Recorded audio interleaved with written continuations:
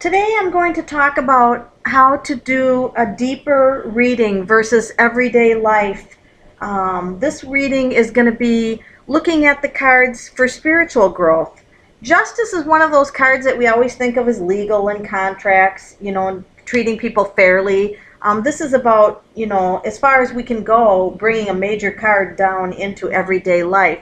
However, I want you to look at this card if I was doing a spiritual reading for you, and I would go much deeper. And I would begin to say that this card represents discovering the truth in your own life. She is at a temple, and there's a veil. And so you need to get through this temple. And remember, it is not an exterior temple. This is the temple inside of yourself that knows and has access to everything. So it would be taking responsibility in your life by self-evaluation, maintaining your morals and integrity. She has 3 turrets on her crown. They stand for knowledge, argument, and decision. So you need to listen, observe, gather all of the facts before you take action. Her left hand points down to earth, which is the unconscious, and the gold scales are measuring all of the actions that she does. The right hand points up to the conscious, and this is a double-edged sword for cutting through the illusion. Her red robe is of courage. When you do spiritual work, it requires a lot of courage. This card also, on a spiritual side, would mean for you to identify contradictions within yourself. You think one way and you act another, and this way you would evaluate that, and you would balance out those opposing forces within yourself so that you can make a correction.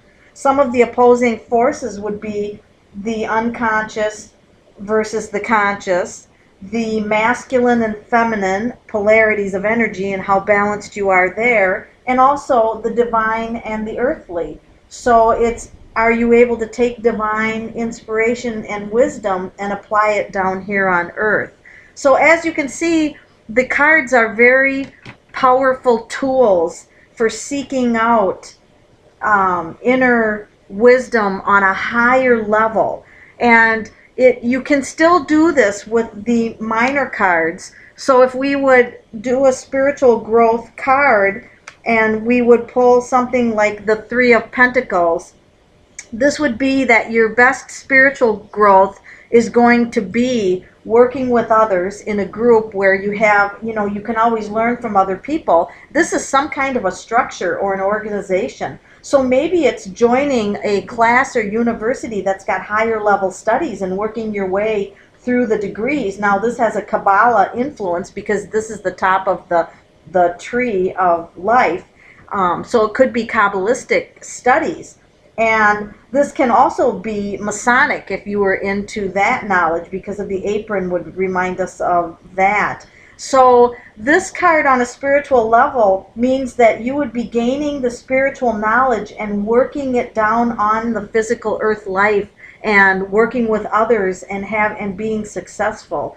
So it is interesting to get spiritual readings for yourself. You don't always have to be concerned there's other types of readings that you can do other than just what is in my future or how do I solve this problem.